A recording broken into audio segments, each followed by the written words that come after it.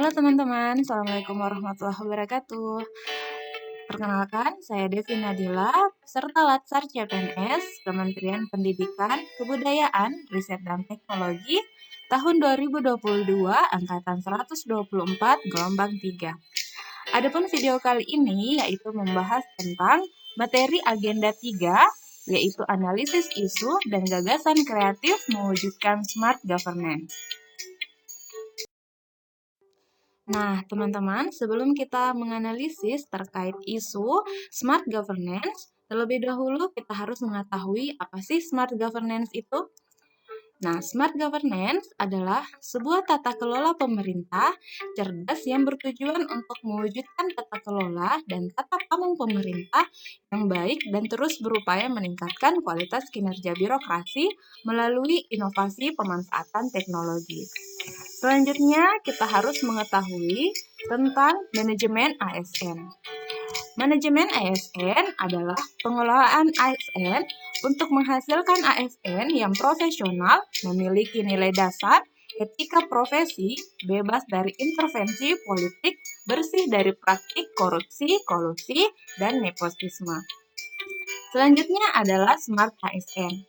Smart ASN bertujuan untuk menciptakan ASN memiliki nilai nasionalisme, integritas, wawasan global, hospitality atau keramahan dalam pelayanan prima, networking, penguasaan teknologi informasi, bahasa asing, dan entrepreneurship. Nah, sekarang kita masuk ke dalam identifikasi isu atau masalah terkait dengan smart governance. Masalah yang pertama adalah penempatan tidak sesuai keahlian. Ini berhubungan dengan bagaimana SDM bisa berinovasi ketika penempatannya tidak sesuai dengan keahlian. Yang kedua adalah pelayanan yang kurang ramah. Ini berhubungan dengan hospitality. Masalah yang ketiga adalah belum maksimalnya layanan aplikasi pembelajaran, di mana kita sebagai Smart ASN dituntut untuk menguasai teknologi sesuai perkembangan zaman. Masalah yang selanjutnya adalah kurang bijak dalam memberikan pendapat di sosial media.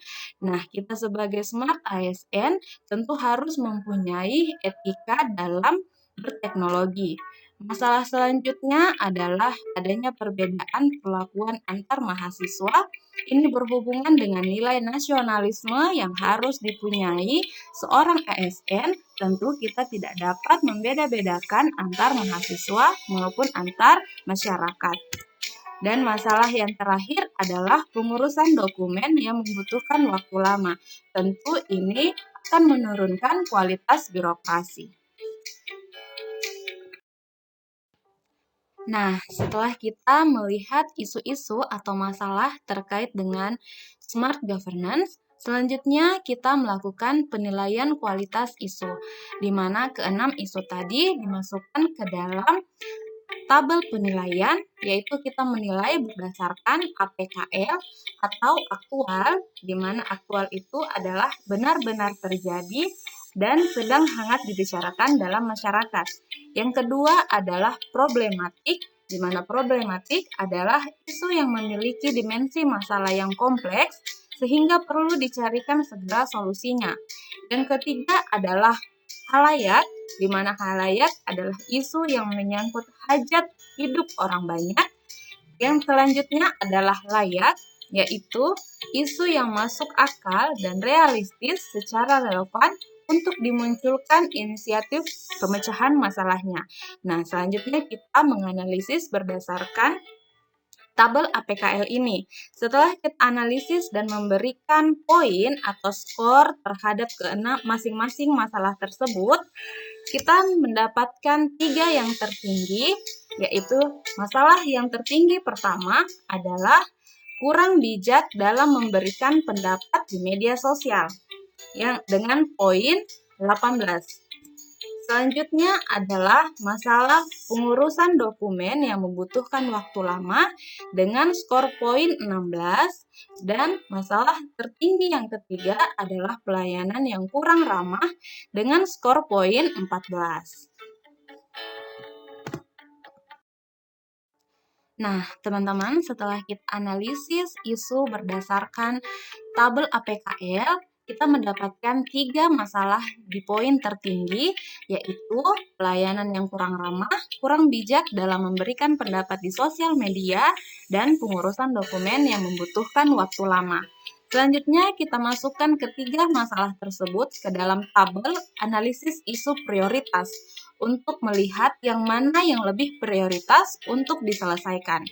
Nah, tabel ini berdasarkan penilaiannya itu USG, di mana U-nya adalah urgensi, yaitu seberapa mendesak suatu isu harus dibahas, dianalisis, dan ditindaklanjuti, dan S-nya adalah seriousness, di mana seberapa serius suatu isu harus dibahas dikaitkan dengan akibat yang ditimbulkan, dan G-nya adalah growth, di mana seberapa besar kemungkinan memburuknya isu tersebut jika tidak ditangani sebagaimana mestinya.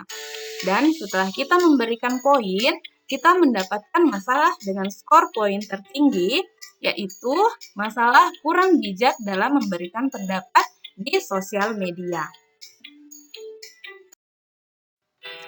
Nah, setelah kita menganalisis melalui isu prioritas, kita mendapatkan isu yang prioritas yang harus dibahas. Nah, isu prioritas yang harus dibahas adalah kurang bijak dalam memberikan pendapat di media sosial. Selanjutnya, kita masukkan dalam analisis Fishbone untuk mengetahui apa saja penyebab isu tersebut. Nah, ketika kita sudah mengetahui apa penyebabnya, kita bisa melihat atau kita bisa mencari analisis pemecahan masalahnya. Seperti itu. Nah, selanjutnya kita melihat penyebabnya dari 4 aspek, yaitu surroundings, suppliers, sistem, dan skill. Di mana surroundings sendiri adalah perkembangan zaman dan teknologi yang semakin maju, di mana perkembangan zaman dan teknologi yang semakin maju ini menyediakan berbagai macam sosial media yang bebas untuk digunakan. Selanjutnya adalah suppliers, di mana kurangnya etika dalam bermedia sosial menyebabkan mahasiswa tersebut memberikan pendapat ataupun kritikan yang harusnya diberikan secara internal, tapi malah memposting di sosial media dan menjadi masalah eksternal. Seperti itu. Nah, selanjutnya adalah kurangnya menyaring informasi, di mana ketika mendapatkan informasi tidak ditelaah terlebih dahulu, tidak disaring terlebih dahulu, tetapi langsung diposting ataupun di-share ke teman-teman lain. Nah, selanjutnya adalah sistem. Di sistem ini yaitu tempat pengaduan yang tidak tersedia.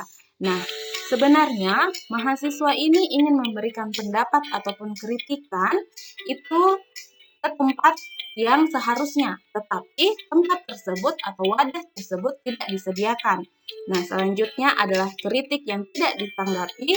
Kadangkala ada mahasiswa yang sudah memberikan pendapat ataupun kritik terkait masalah tersebut, tetapi kritikannya itu tidak ditanggapi. Nah, selanjutnya adalah skill, yaitu kreativitas dalam memposting dan kepiawaian dalam bermain sosial media.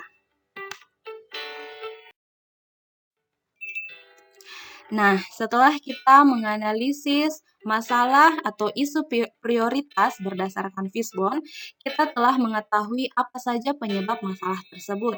Selanjutnya, kita mengambil penyelesaian masalah. Di mana saya mengambil penyelesaian masalah yaitu membuat wadah untuk berpendapat. Ketika kita memberikan wadah untuk berpendapat, tentu saja mahasiswa atau orang tersebut tidak akan lagi memposting di sosial media dan kita bisa menyelesaikan masalah tersebut di internal.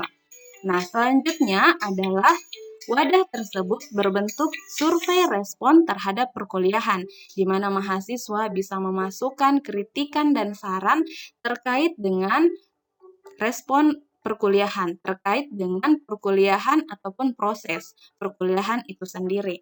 Nah, selanjutnya adalah membuat laporan respon perkuliahan. Ketika kita sudah melakukan survei, kita dapat menganalisis survei tersebut dan membuat sebagai laporan respon perkuliahan.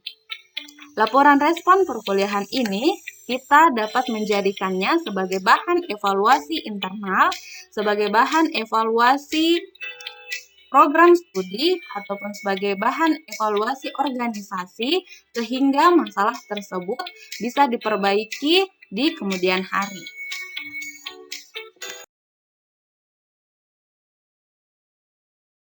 Kali ini, sampai bertemu di agenda selanjutnya.